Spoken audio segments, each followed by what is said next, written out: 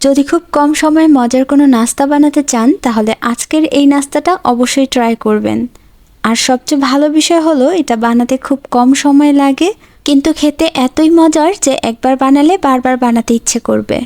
Hello friends, welcome back to my channel Surabhi cooking house. তাহলে চলুন শুরু করা যাক আজকের রেসিপি।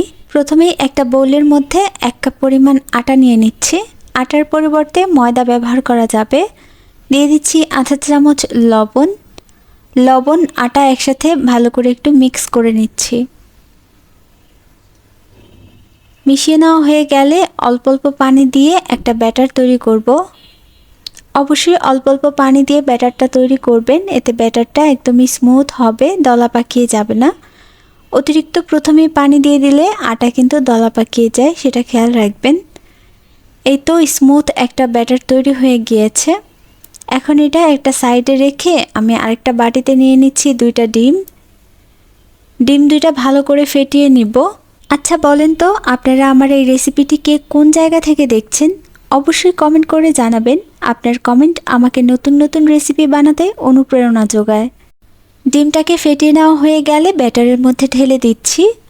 আমি যদি ব্যাটারের মধ্যে ডিমটা দিয়ে দিতাম তাহলে ভালো করে ফেটিয়ে নেওয়া যেত না, সাদা অংশগুলো দলা পাকিয়ে থাকতো। তাই একটু আলাদা করে ফেটিয়ে নিয়েছি।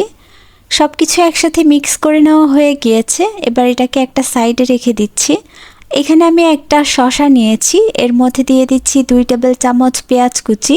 বাজারের কেনা যে চাট মশলা পাওয়া যায় সেখান থেকে আধা চা চামচ চাট মশলা দিয়ে দিলাম আর আধা চা চামচ লবণ দিয়েছি। এবার সব কিছু একসাথে মিক্স করে নিয়ে তারপর তাওয়া বসিয়ে নিয়েছি চুলাতে। চুলার আঁচটা একদম কমিয়ে নিয়েছি আর 2 ফোঁটা তেল দিয়ে এভাবে একটু ব্রাশ করে ছড়িয়ে নিচ্ছি। এখন এর মধ্যে আমি মেপে 1/4 কাপের যে কাপটা আছে সেটা দিয়ে দিব। যদি একটু বাঁকা তেরা হয় তাহলে চামচ দিয়ে একটু গোল করে নেওয়ার চেষ্টা করবেন। কিছুক্ষণের মধ্যেই দেখবেন এটা কালার চেঞ্জ হয়ে গিয়েছে আর সেদ্ধ হয়ে গেছে। তখন উপর থেকে এইভাবে টমেটো কেচাপ দিয়ে দিব। টমেটো কেচাপটা পুরোপুরি ছড়িয়ে দেওয়ার পর আমরা যে শসা পেঁয়াজের মিশ্রণটা তৈরি করেছি সেটা একটা সাইডে দিয়ে দিলাম। এইবার এই রুটিটাকে এইভাবে উল্টিয়ে রোল করে নেব। রোল না করেও কিন্তু হবে, আপনি চাইলে রুটিটাকে নামিয়ে তারপর হাতে রোল করে নিলেও পারবেন, তবে এইভাবে সুন্দর লাগে তাই করছি। এবার নিজের মনের মতো যতটুকু পছন্দ একটু ভেজে নিব। একটু কালার আনিয়ে ভেজেছি, এখন নামিয়ে নেব। সবগুলো এইভাবেই ভেজে নেব। সবগুলো রুটি আমি এইভাবে ভেজে নিয়েছি আর এটার ভেতরটা আমি আপনাদের দেখাবো। এই রুটিটা একদম সফট, ছোট থেকে বড় সবার পছন্দ হবে। প্রতিদিন কি নাস্তা বানাবেন এটা সবার মাথায় টেনশন থাকে, তো আপনারা চাইলে ঝটপট এই নাস্তাটা তৈরি করতে পারেন, সবার পছন্দ হবে ইনশাল্লাহ। আজকে এখানেই বিদায় নেব।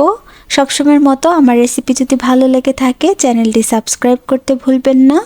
বিদায় নিচ্ছি, ভালো থাকুন, সুস্থ থাকুন, আল্লাহ হাফেজ।